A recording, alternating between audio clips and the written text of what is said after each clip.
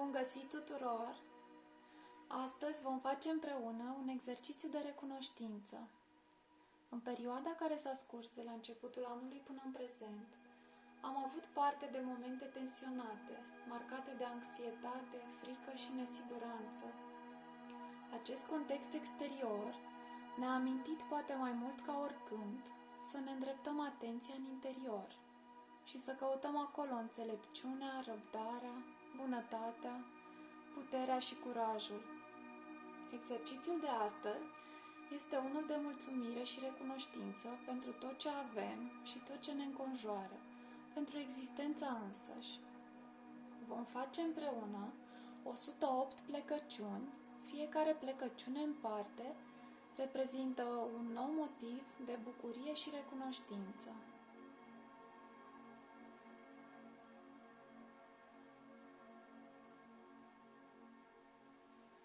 Mă înclin pentru a înțelege de unde am venit, unde mă aflu și încotro mă îndrept.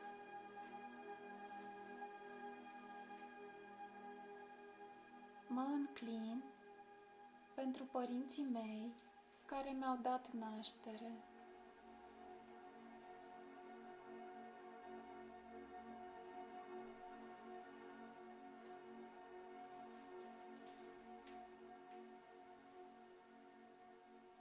Mă înclin să înțeleg cine sunt.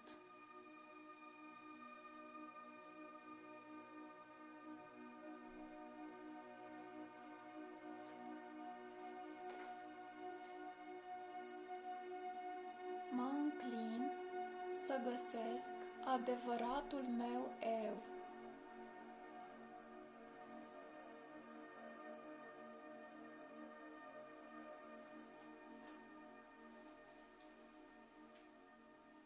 Mă înclin în semn de apreciere pentru corpul și spiritul meu.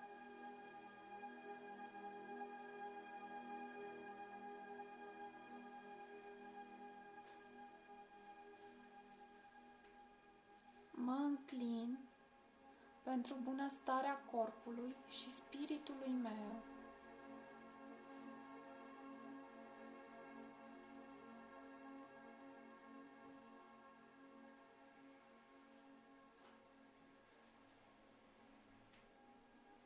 Mă înclin să aflu care sunt adevăratele mele dorințe.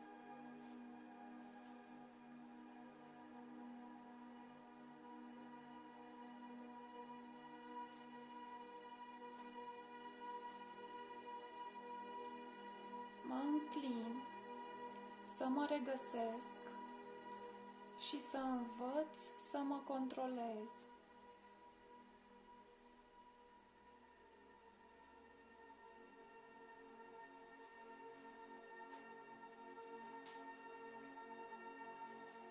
Mă înclin să apreciez viața pe care o am în prezent.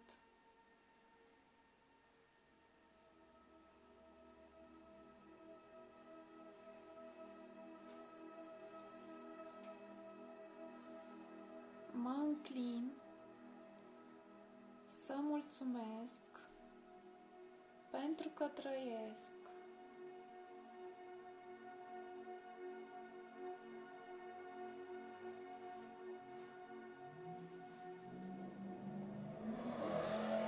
Mă înclin să înțeleg cât de mult mă iubesc pe mine însumi.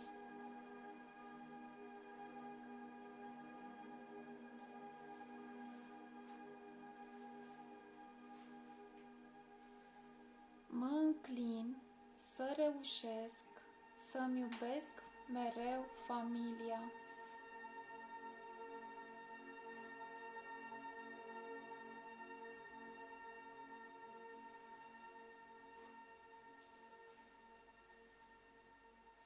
Mă înclin să găsesc fericirea și liniștea sufletească prin iubire.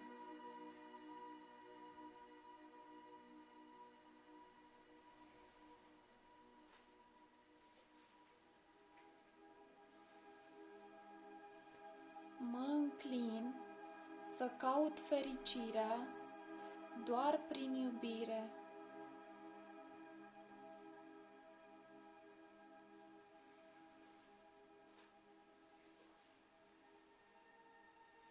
Mă înclin să știu că iubirea necondiționată curge prin univers.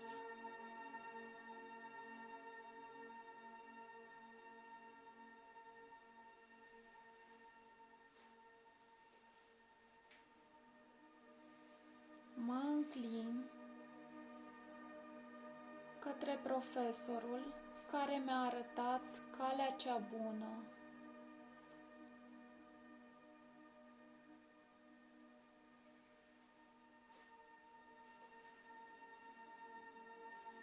Mă înclin să simt că iubirea își are originea în mine.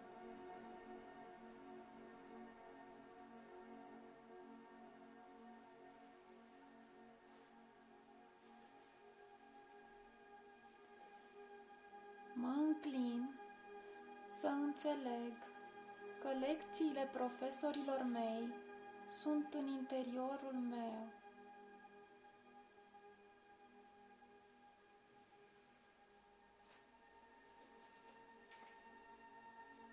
Mă înclin să simt că toate lucrurile vii și universul se află în interiorul meu.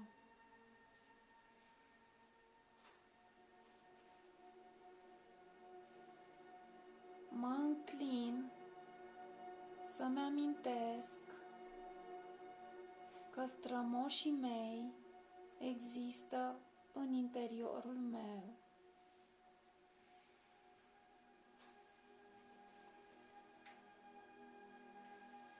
Mă înclin să cer iertare oamenilor pe care i-am rănit, pentru că am rănit întregul univers.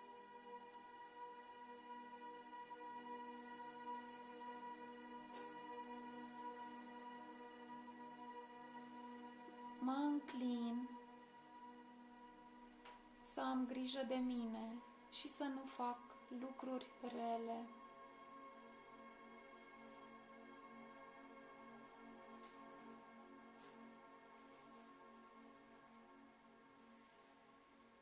Mă înclin să scap de aroganță.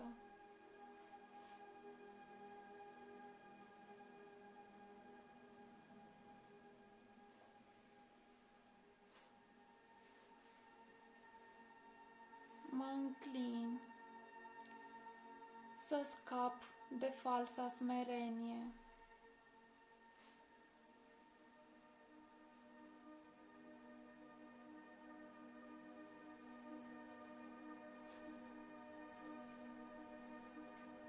Mă înclin să văd mereu partea bună din ceilalți.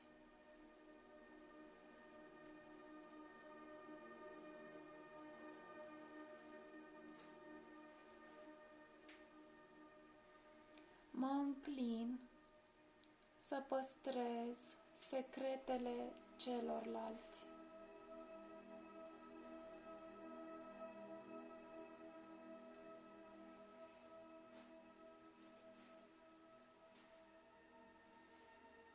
Mă înclin să scap de ura împotriva celorlalți.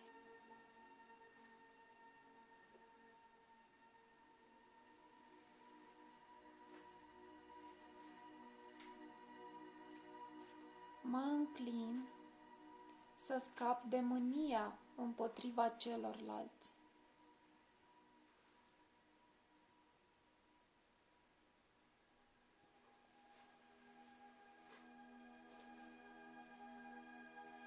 Mă înclin să nu repet nimic din ce nu am auzit.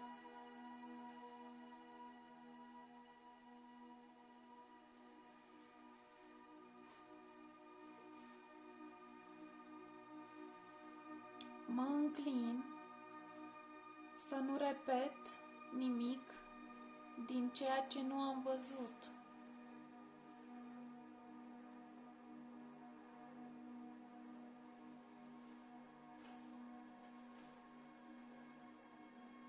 Mă înclin să fiu mereu pregătit, dar să nu mă aștept ca lucrurile să fie ușoare.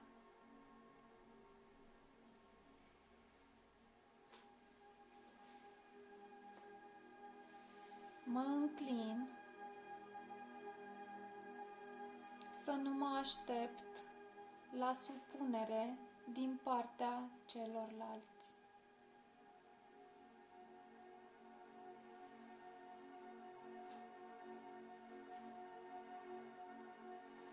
Mă înclin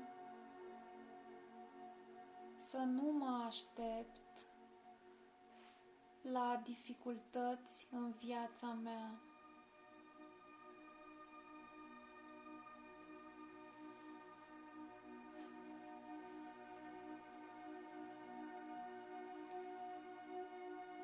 Mă înclin să profit la maximum de fiecare moment din viața mea.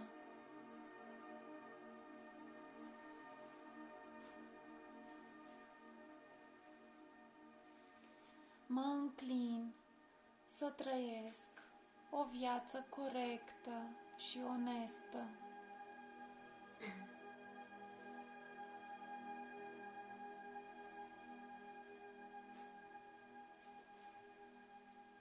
Mă înclin să îmi onorez chiar și cea mai mică datorie de recunoștință.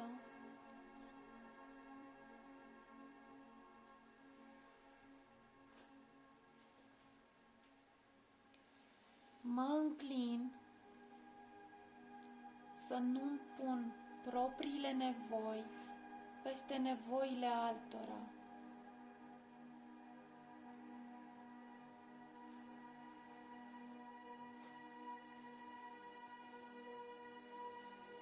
Mă înclin să nu fiu zgârcit cu ceilalți.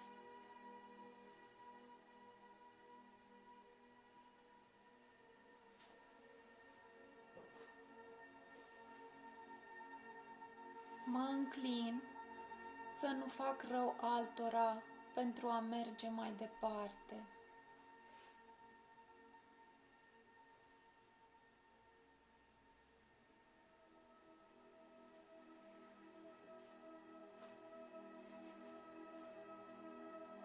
Mă înclin să încerc să nu obțin lucruri valoroase cu puțin efort.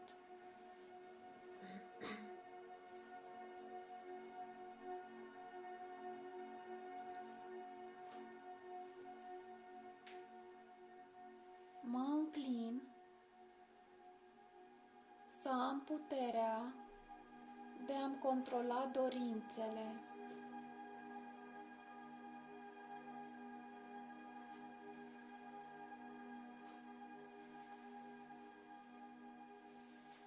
Mă înclin să înțeleg că viața este mai valoroasă decât orice altceva.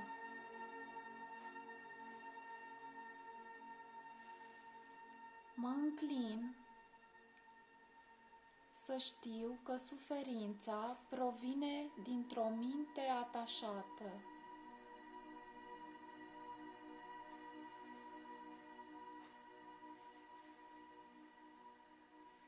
Mă înclin să nu fac greșeli prostești din ignoranță.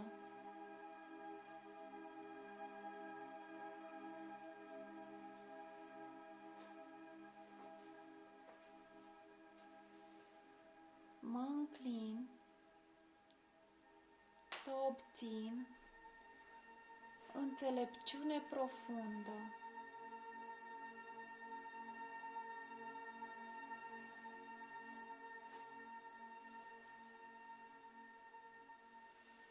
Mă înclin să mă port frumos cu oamenii, chiar dacă am sentimente negative față de ei.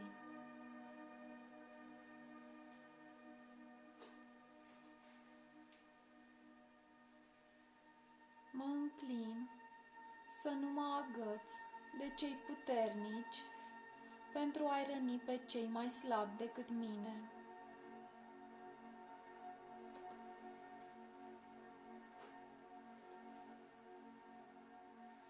Mă înclin să fiu sincer față de ceilalți și să le fac doar complimente sincere celorlalți.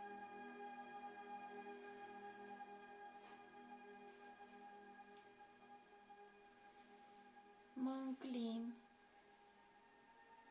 să fiu autentic și sincer față de mine, înaintea tuturor.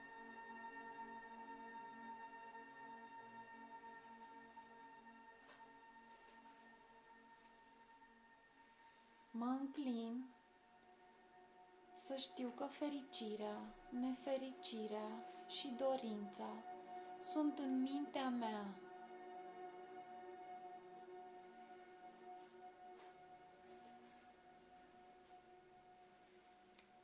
Mă înclin să știu că fericirea nu vine de la ceilalți, ci vine de la mine.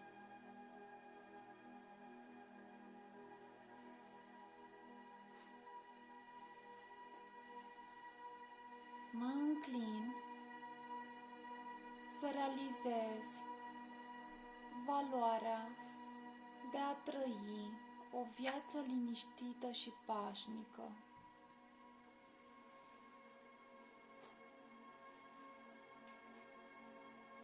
Mă înclin să nu mă uit înapoi la trecut și să nu fac griji pentru viitor.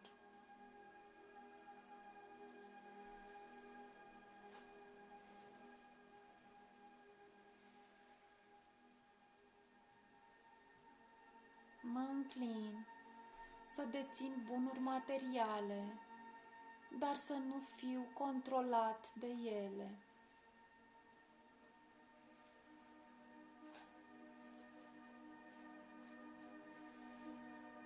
Mă înclin să știu că dacă voi avea răbdare, voi găsi pacea.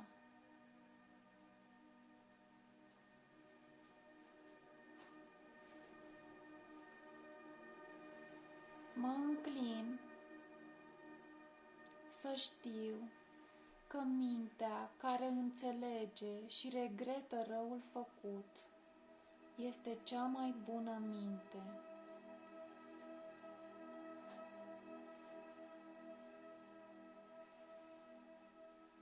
Mă înclin să găsesc libertatea prin înțelepciune.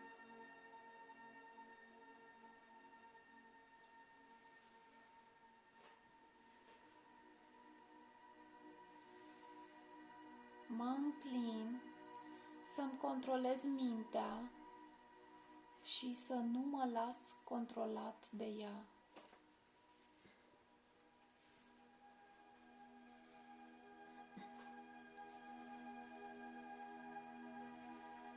Mă înclin să fiu harnic în eforturile mele de a mă perfecționa.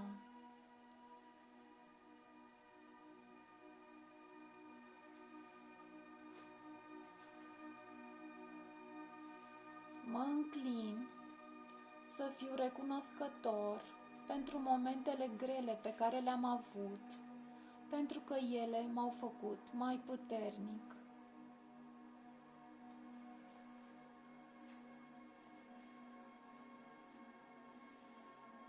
Mă înclin să îmi păstrez mintea pură de copil, chiar și atunci când trece timpul.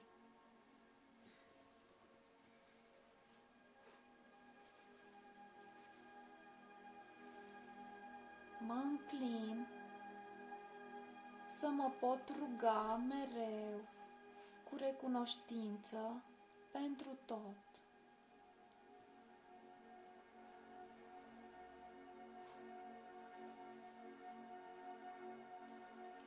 Mă înclin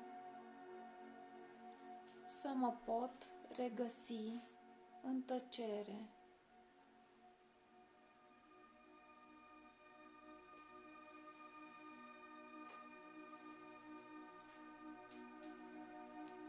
Mă înclin să reflectez asupra valorii de a trăi o viață pură și onestă.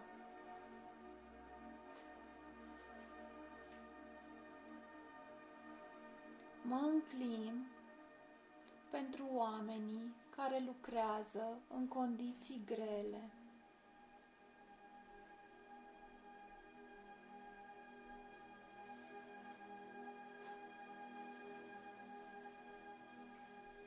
Mă înclin pentru oamenii care trăiesc în condiții precare, sunt săraci, mor de foame.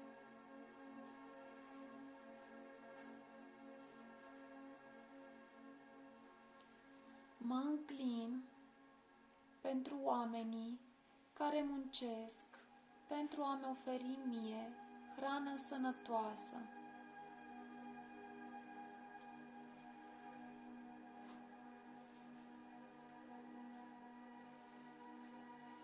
Mă înclin să am o minte generoasă, chiar și atunci când nu am suficient pentru mine.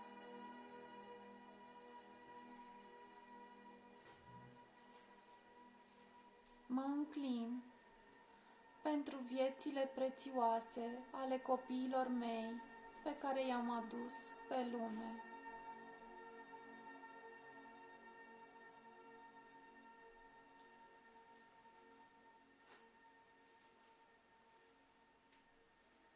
Mă înclin pentru partenerul meu, cu care am devenit unul prin iubire.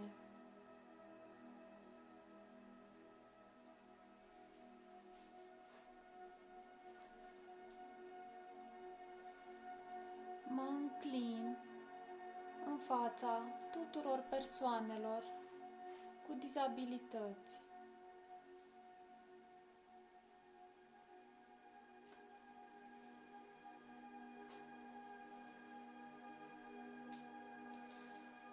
Mă înclin pentru prietenii care au fost lângă mine, împărtășind râsul și lacrimile mele.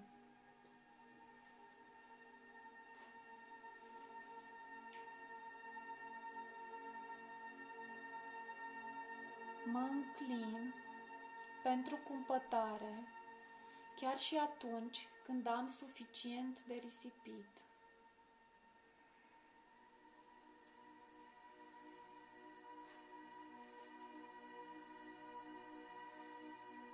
Mă înclin pentru o minte smerită.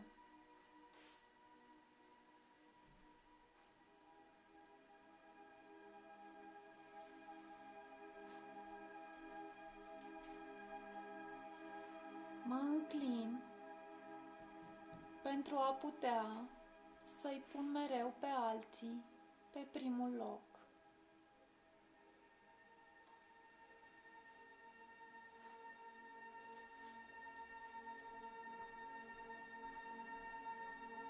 Mă înclin să realizez că natura este distrusă și suferă.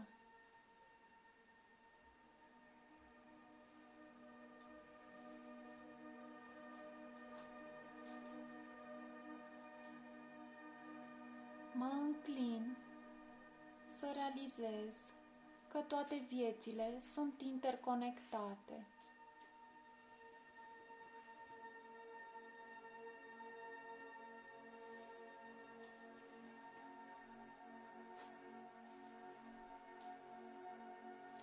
Mă înclin pentru toate viețile distruse de lăcomia umanității.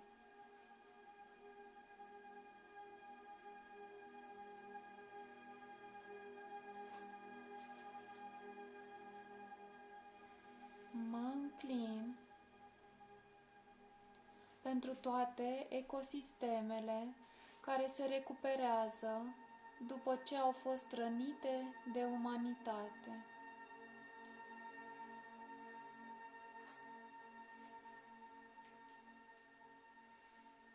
Mă înclin să ascult sunetele vieții care sunt în jurul meu.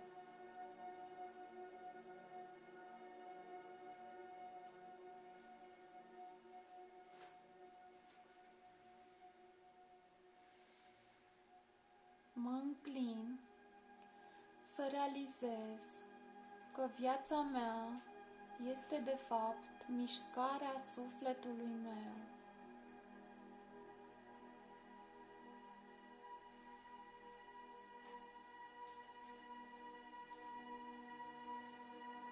Mă înclin să realizez că obiectul iubirii și al dorului este de fapt viața.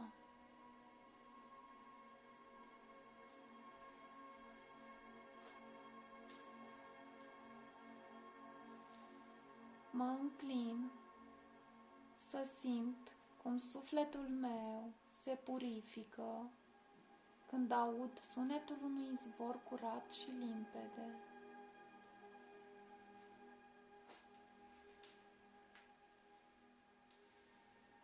Mă înclin să mulțumesc că pot auzi și mă pot bucura de cântecele frumoase ale păsărilor.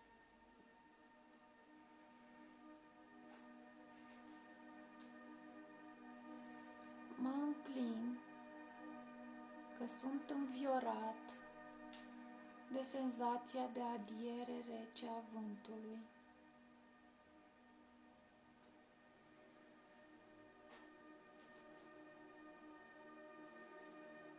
Mă înclin să mulțumesc că pot să respir în aer curat.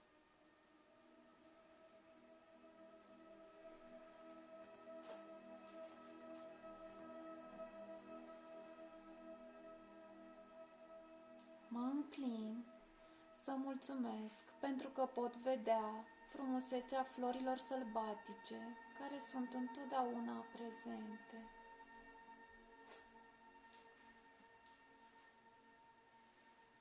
Mă înclin să mulțumesc pentru munții și peisajele care îmi vorbesc prin vânt și zăpadă.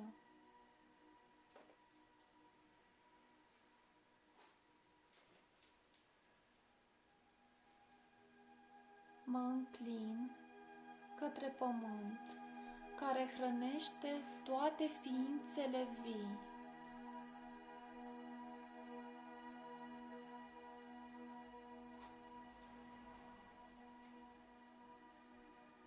Mă înclin către cer care dă viață tuturor ființelor vii.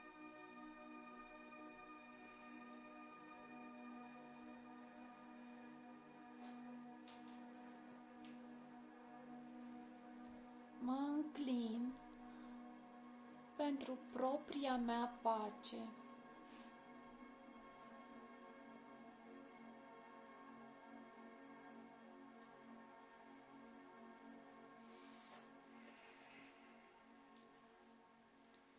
Mă înclin să existe pace în tot ce este în jurul meu.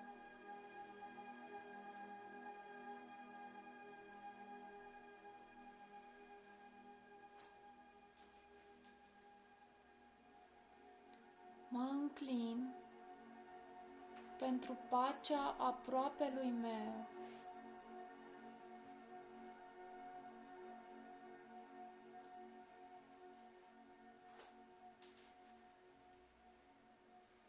Mă înclin pentru pace în țările care au fost separate fără motiv.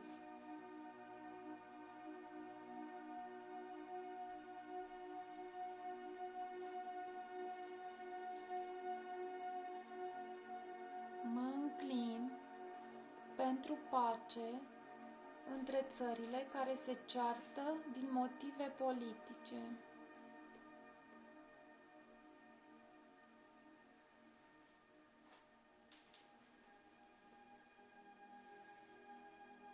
Mă înclin pentru pace și armonie între toate religiile.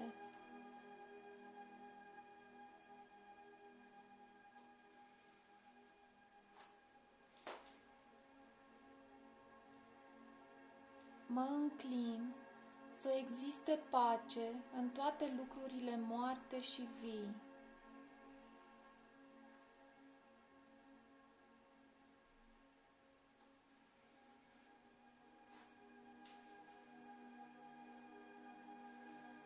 Mă înclin să existe pace între ființele umane și natură.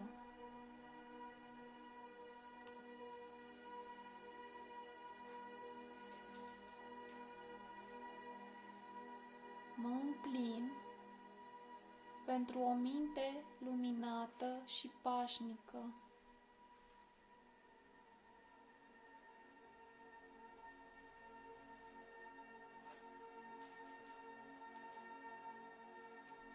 Mă înclin pentru armonie între săraci și bogați.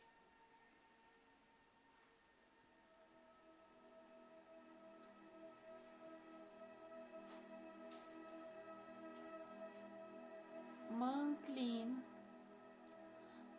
pentru armonie între bolnavi și sănătoși.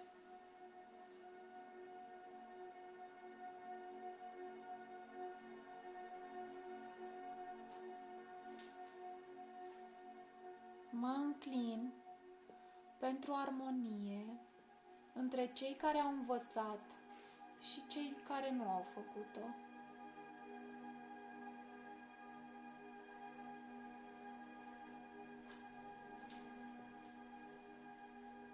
Mă înclin pentru cei căzuți în întuneric.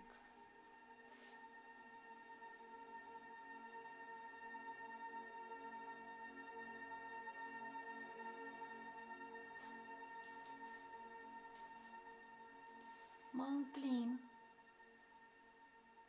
să accept toate lucrurile pe care le-am făcut.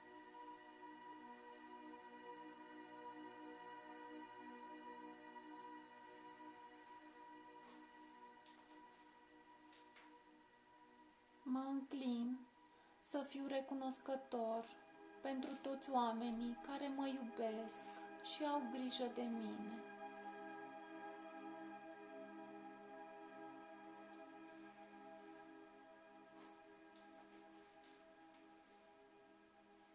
Mă înclin să fiu recunoscător pentru toate lucrurile bune și frumoase din viața mea.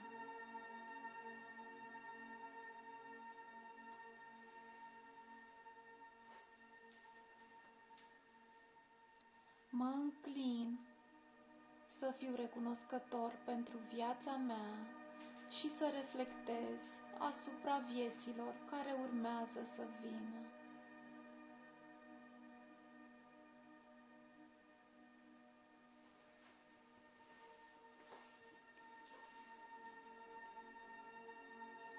Mă înclin pentru mine, realizând că viața mea prețioasă este precum universul.